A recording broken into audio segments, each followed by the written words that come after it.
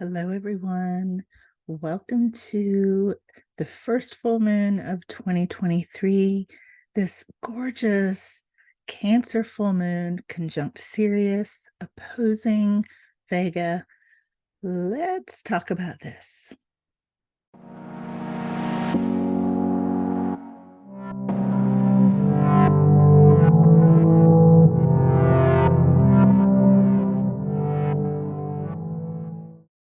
So it is very, very early in the morning here. This Cancer full moon has had my dogs pacing all night long, not letting anyone sleep. And it's always interesting to notice how these events affect the animals. I'm always watching that. It's fascinating. So it is January 6th, and there's a lot going on today. We have our full moon tonight, and this is the scene outside right now. On the horizon, we have Mars setting. We have the full moon here, and the twins, the Gemini twins, Castor and Pollux. Over here, we have Procyon. Sirius is behind these trees here. Can't really see it. And on the opposite side of the sky, to the east, where the sun will be coming up, we have the constellation of Libra. And to the left there is the constellation of Fucus. And below the horizon, the sun and Vega will be rising soon. There are a lot of things going on today. Not only is this our first full moon of 2023, but this is actually the original, this would be the traditional date for Yule. These days, modern pagans and folks like me who like to celebrate some of the old ways, I celebrate Yule around the solstice, but back in the day, our pagan ancestors celebrated Yule on the first full moon after the first new moon after the solstice. So this year, that would be today. And this also coincides with Epiphany, Three Kings Day, and today is also Old Christmas, which is a sort of some crumbs left over from the Julian calendar, which was developed 2,000 years ago and then changed in the 1500s to match the solar calendar more closely.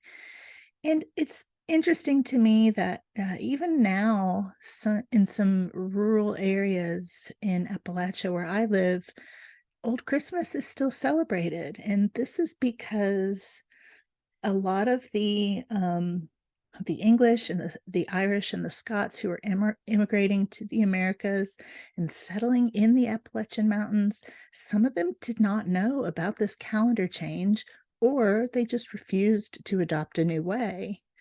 And this meant that for them, Christmas fell on January 6th rather than December 25th. And I just think that's really interesting. And I love that some rural communities still hold to that. In Ireland, January 6th is Women's Christmas, which is a day celebrating women and how hard they work over the Christmas season. It's a day for them to relax, receive gifts, and kind of kick their feet up a little bit. So a lot today. This is a very full moon. The sign of Cancer, its entire purpose is to exist in a way that is the most sensitive, the most acutely sensitive as possible, while also remaining as safe as possible. So don't be surprised if you have some emotional some emotional upwellings today. And not just today, in the past few days, and in the days to come. Something I've noticed in these past few days is my dreams have been really, really vivid. And I wonder if that's been the case for you as well. So let's take a look at this chart and see what's going on here. Okay, so here is our Cancer full moon, January 6, 2023 at 6:08 p.m., and that's Eastern Standard Time. Here is our Sun Moon opposition for our full moon at 16 degrees and 22 minutes. Now, this is a really spectacular setup because we have the Sun and Moon aligning with the fixed star axis of Sirius and Vega. And this is incredibly auspicious. Both of these stars are have a purifying aspect, a profound ancient goddess connection, and we have Pallas Athena conjunct the full moon here, and we have Mercury retrograde conjunct the sun. This is really gorgeous. Now, that does not mean comfortable necessarily, because anytime there's a Cancer full moon, it can just be really intense. I mean, it just can be. And with Pallas Athena and Mercury retrograde opposing each other, there's no doubt some emotional conversations that need to happen, and or deep emotional upwellings that are coming from our deepest psychology. I always think of this, the Cancer full moon that happens at this time of year. It just always reminds me of a womb, a cave-like place. And we are in Capricorn season. And Capricorn, one of the things associated with Capricorn is places deep within the earth where crystals and minerals come from. It's this, deep, earthy darkness. And that is still, even though the days are getting a little bit longer, little by little, we're still in deep, deep winter. And these days, especially moving toward February, are often the times when most people struggle with things like depression, and sometimes hopelessness more than other times of the year. And so this full moon is not only incredibly supportive, but it's supportive as we sort of excavate some of our shadow material. The Cancer is the home sign of the moon. And so with that, we are dealing with our subconscious lunar structures within us. And that includes our deepest psychology, our inner child, ancestral wounding and healing, ancestor awareness. Of a Cancer full moon is always a psychic intuitive activation. I mean, there's just a lot of power to this. This is a full moon that I will be making moon water from. I don't do moon water every time. It depends on the full moon. This one I will be, because of the Sirius Vega connection, and just the whole thing is very fertile with magical energy. Now let's talk about Sirius for a minute. Of course, Sirius is, I mean, everybody knows about Sirius. Sirius is one of the most important stars to the ancient people. And the ancient Egyptians equated the star with the soul of the goddess Isis. And Isis, it's interesting that this is Epiphany and Three Kings Day, because, the images of Isis holding and suckling her child, the falcon-headed Horus, is absolutely where the images of Mother Mary holding and suckling baby Jesus come from. So we have this connection to a past that we really have a lot of amnesia about, but we are given these hints, aren't we? Now, the star Vega is connected with the ancient Egyptian goddess Ma'at of truth and justice, and I talk about her a lot. She is the one that would judge the souls of the dead by weighing their heart on her scales of truth. And in this image here, where you can see the scales of truth of Libra on the horizon, that's where the sun will be coming up, just for a visual. Um, and so the hearts would be weighed against her feather of truth. Now, it never fails that every time I talk about this, folks will say, how can I have a light heart when people are suffering in the world?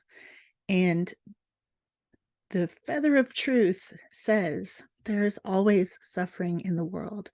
And it is actually this black and white thinking, this pathologizing of natural human emotions that causes a heavy heart. It is not feeling sad or having a hard time or being a human animal that causes a heavy heart. In my opinion, it is the rejection of that. And we can't bypass things the way the way a lot of us try to. That creates a very powerful tension within us that prevents a light heart. It's my 2 cents. Sirius and Vega are both two of the 15 Behenian stars of medieval times, and these stars were used by magicians and astrologers and witches for their magical properties. Whenever a planet or a luminary was aligned with them, that's when they would craft something physical, like an amulet or some sort of physical trinket. And it was believed that the energy of that star would be infused into the physical thing, and could be used for magic. And there are also crystals and herbs associated with these stars. Sirius is associated with the herb juniper, which juniper is one of the closest magical plant allies for human beings, probably since Neolithic times. Was mentioned in ancient Egyptian writings. Its wood, needles, and berries were used for incense and medicine, and its purifying effect is renowned throughout many cultures. The Celtic people used it for purification, and it was thought to nurture the souls of the dead until they were ready to reincarnate. And these days I use it for purification, to cleanse my spaces, my magical tools, and it's strongly protective. It dispels negative energies and just is sort of one of those things that can connect us to our ancestral history. The star Vega is connected with the herb winter savory, which is also very purifying. It's an expectorant, which means it causes you to, expel things that are poisonous to you. And it's also an herb used for digestion, which can, in a spiritual or magical way, digestion is like alchemy. It's like integration. It's taking something and breaking it down into its tiniest pieces and then building something new, creating something new from it, which just so happens to be our physical bodies. It's also very invigorating and has aphrodisiac properties. So, it's just good stuff, very supportive. So back to the chart here. Tomorrow we will have the conjunction or cazimi of Mercury retrograde and the sun. So this will be still in our full moon window. And this is a time that probably conversations will need to come up. It's interesting to note that Pallas Athena, our goddess of truth, is opposing, Vega here, Mott, with our goddess of truth and justice. Interesting. But Athena is often, this is just something I've noticed over the years, this asteroid is often present when it comes to matters of the heart, whether it be meeting a loved one, someone who will become important to you, excuse me, breakups, just like truth being revealed. It's just really interesting because, Pallas Athena is, she gets a bad rap.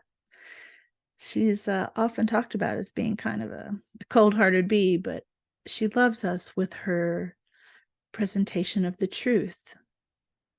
She believes that we're better off knowing the truth, and for better or worse, right?